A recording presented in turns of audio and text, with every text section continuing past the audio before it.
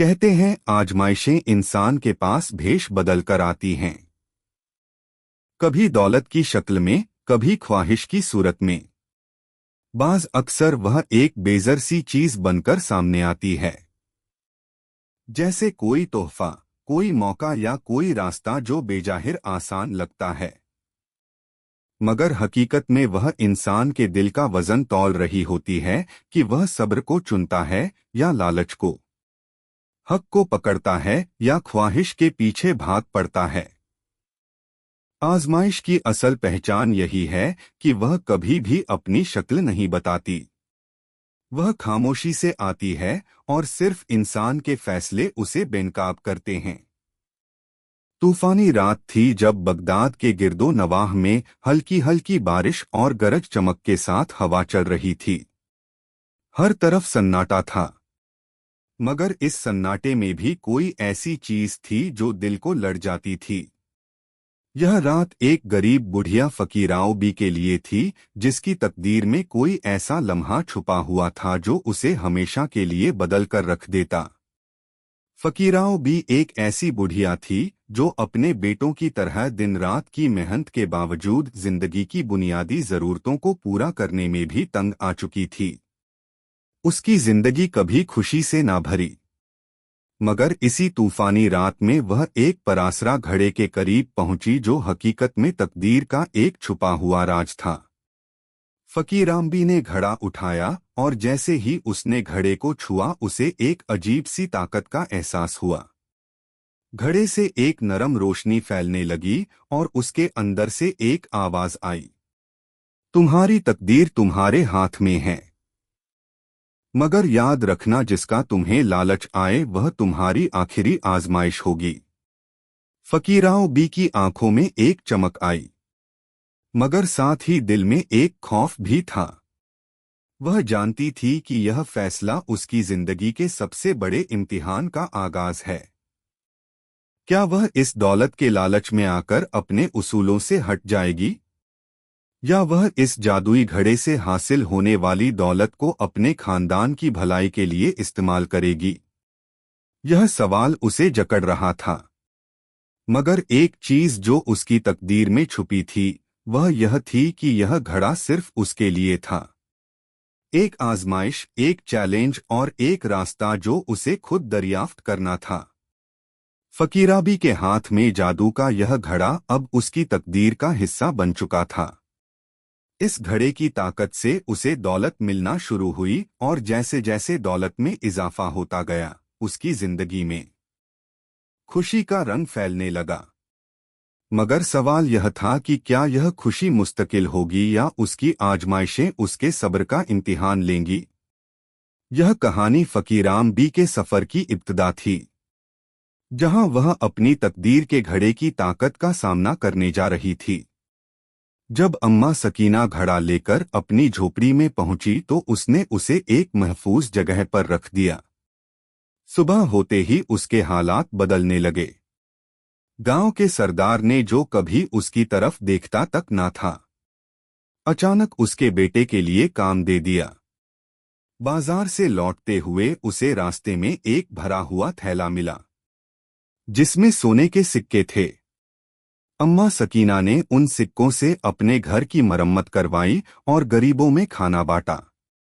वह मिस्कीनों को खाना देती, हर जुमा को मस्जिद में चला घाव करती।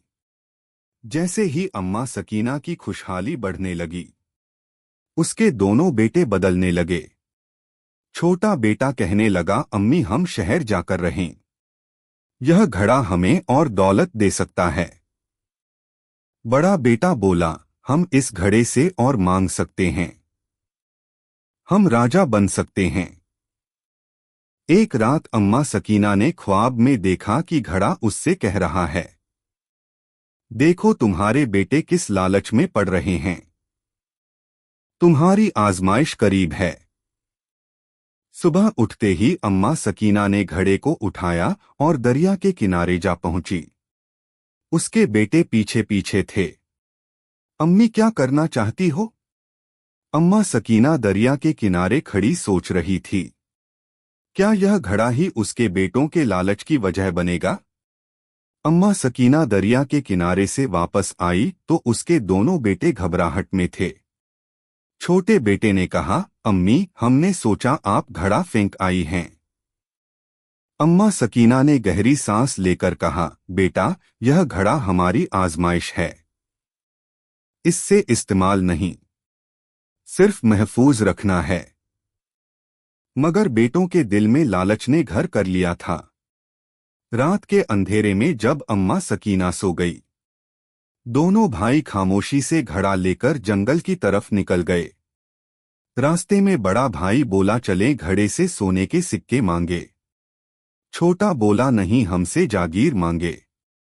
जंगल में पहुंचकर दोनों ने घड़े के सामने हाथ फैलाए। अचानक घड़े से आवाज आई, तुम्हारी एक ही ख्वाहिश पूरी होगी, सोच समझकर मांगो। दोनों भाइयों ने एक दूसरे की तरफ देखा। बड़ा बोला, पहले मैं मांगूंगा। छोटा बोला, नहीं, पहले मैं। यह कहते हुए दोनों में झगड़ा हो गया और घड़ा उनके हाथों से छूटकर जमीन पर गिर गया। एक तेज रोशनी चमकी और घड़ा गायब गया।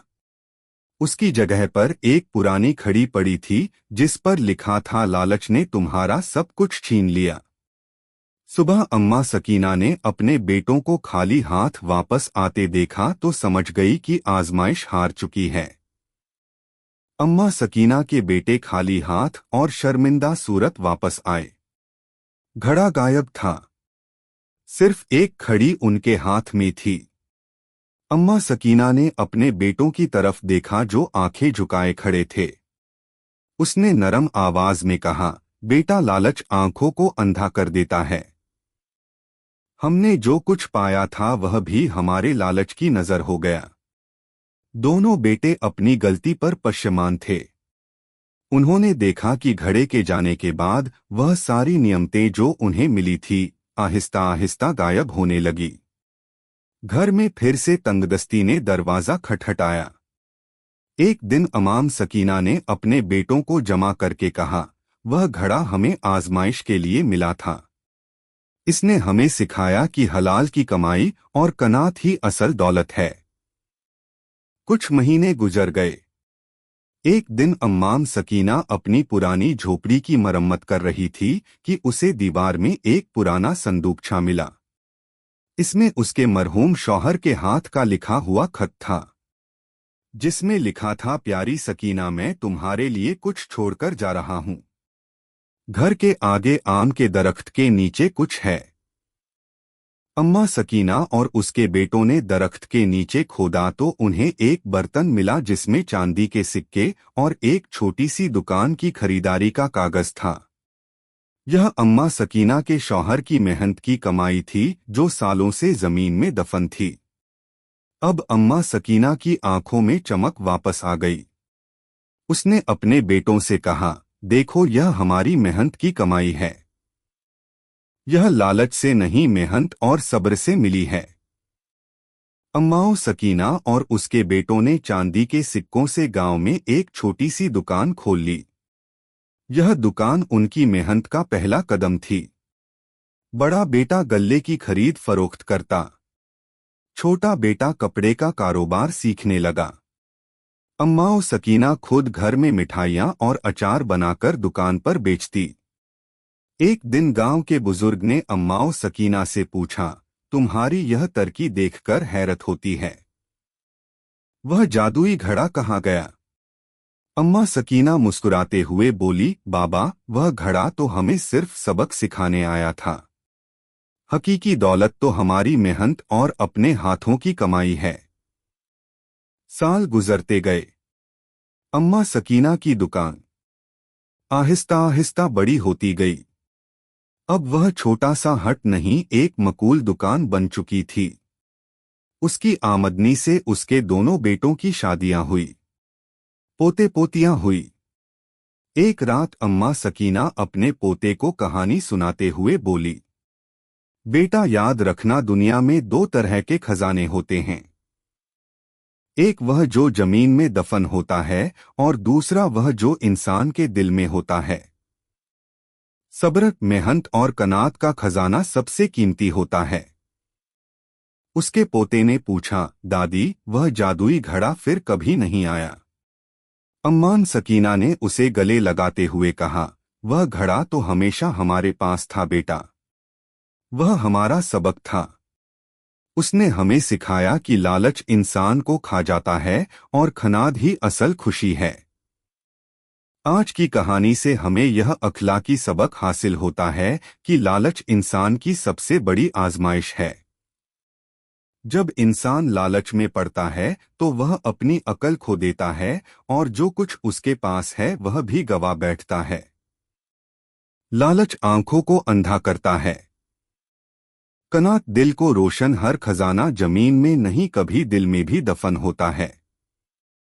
प्यारे दोस्तों, आपको हमारी आज की कहानी कैसी लगी?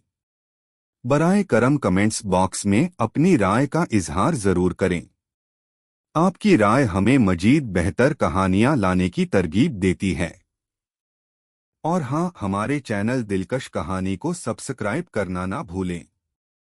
साथ में घंटी का बटन भी दबाएं ताकि आपको ऐसी पुरानी, दिलचस्प और सबक आमोज कहानियां मिलती रहे। चैनल दिलकश कहानी से जुड़े रहें।